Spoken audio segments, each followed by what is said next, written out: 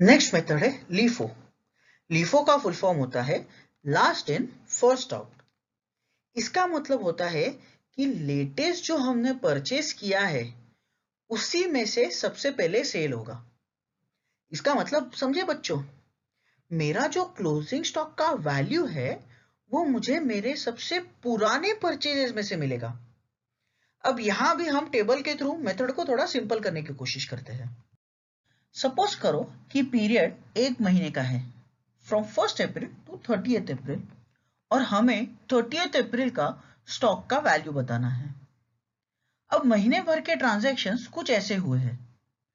Opening stock था 2 units at the rate of ₹100 each. 5 अप्रैल को 10 units purchase किया eight the rate of ₹220 each. 15 अप्रैल को 8 units cell किया eight the rate of ₹400 each. 21 अप्रैल को 6 units purchase किया eight the rate of ₹120 each. और 25 अप्रैल को 5 units cell किया eight the rate of ₹420 each. सबसे पहले हम क्लोजिंग स्टॉक का यूनिट्स फाइंड करेंगे। तो आपको तो फॉर्मूला तो पता ही है कौन सा यूज करना है। एग्जैक्टली फर्स्ट वाला।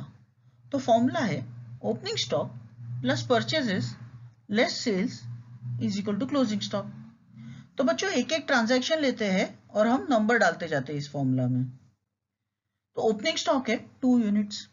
5 अप्रैल को 10 यूनिट्स परचेज किया है तो परचेजेस में हो जाएगा 10। 15 को सेल किया है तो सेल में आ जाएगा 8। 21 को वापस परचेज किया है इसीलिए परचेज में 6 ऐड हो जाएगा। और 25 को वापस सेल किया है इसीलिए सेल में 5 आ जाएगा।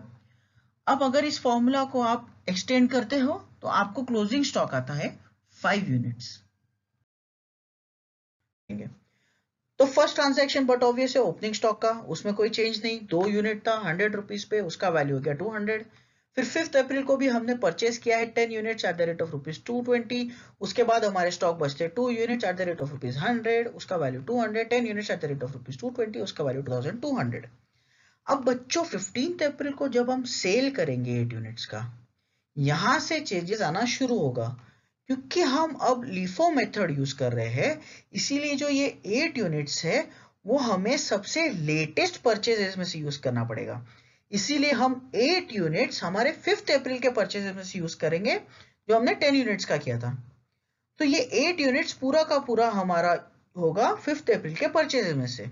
तो अब ये सेल होने के बाद जो हमारे स्टॉक बचते हैं वो बचते 2 यूनिट्स जो हमारा ओपनिंग स्टॉक था एट द रेट ऑफ ₹100, उसका वैल्यू हो गया 200।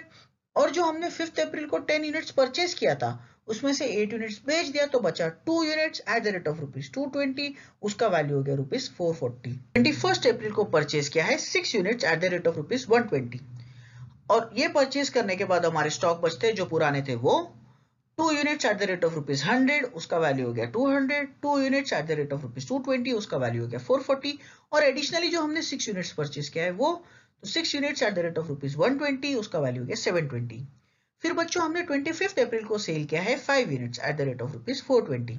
अब बच्चों वापस यही कहूंगा कि हम लीफो मेथड यूज कर रहे हैं, इसीलिए जो हमारा लेटेस्ट परचेज है उसमें से हम ये सेल करेंगे।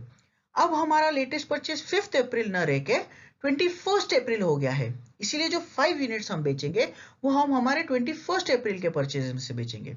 और ये सेल होने के बाद हमारा स्टॉक बचता है 2 units at the rate of ₹100, उसका वैल्यू हो गया 200 जो कि हमारा ओपनिंग स्टॉक था और वो वैसा का वैसा रह गया।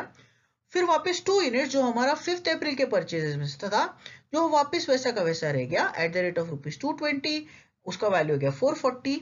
और 1 यूनिट्स जो हमने 21 अप्रैल को 6 यूनिट्स परचेज किया था उसमें से 5 यूनिट बेच दिया है तो बचा 1 unit at the rate of ₹120, उसका वैल्यू हो गया 120। तो बच्चों क्लोजिंग स्टॉक का value as per LIFO method हो गया ₹760। बच्चों कोई भी सब्जेक्ट आसान बनाने के लिए आपको उस सब्जेक्ट का बेसिक्स क्लियर करना ही होगा।